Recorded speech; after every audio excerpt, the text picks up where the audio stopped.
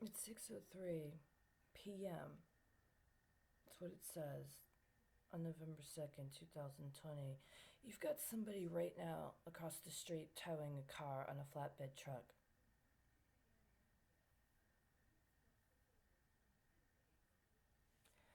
And I was sleeping and I had this strange dream.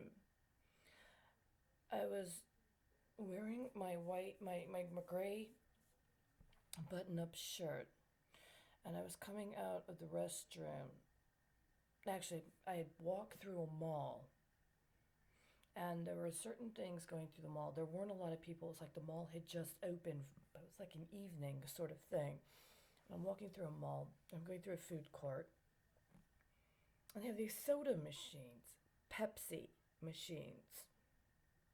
And there's cups filled with Pepsi.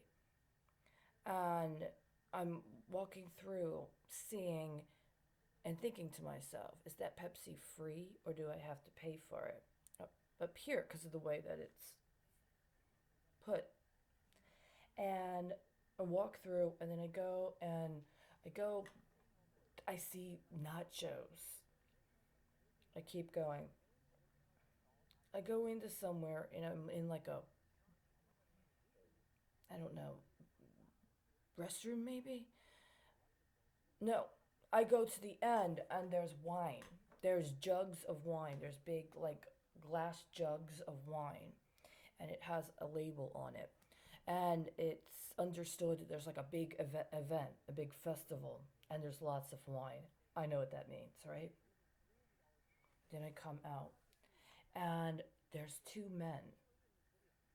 And as I'm walking, first, the older man, he looks like Clint Eastwood. He's like Clint Eastwood's age, and he's dressed kind of like me. And I go up to him, and I'm happy to see him and the way we greet. We don't really do it. We don't kiss or anything, but the understanding is we have that kind of intimacy. And then there's another young man behind him, and I greet the first man and I say hi to him, and he asks what I want to do, and I say something to the equivalent of I want to see a movie about Clint Eastwood. And he's like, okay. He's like, I've got to go do something. I'll meet you. So then I go to meet the other man, the young man. And the understanding is that we have that kind of intimacy where I would kiss him. But because we're in public, I don't do anything like that. The understanding is I have a date with both of them. And they both know that they're dating me and they're cool with it. Like that's understood. And one's my age and one is older. I wake up, and as I wake up, they say, we can't disclose you.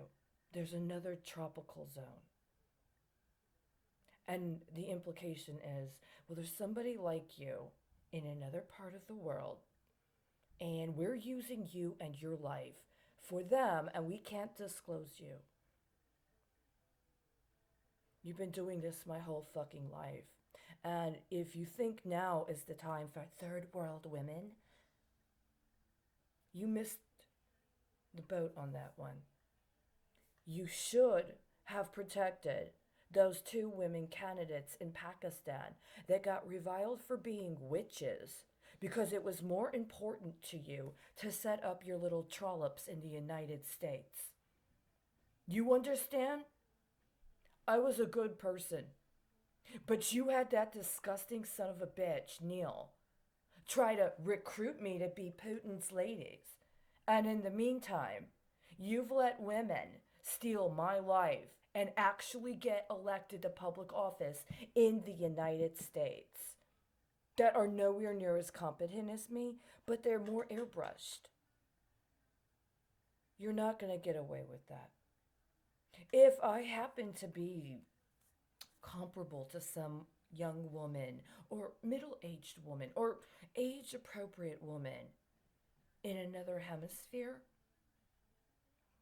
then you're just going to have to deal with that. The whole point was I was one of a group of people, and we all were on Earth for a very special purpose, and we were supposed to know each other and work together.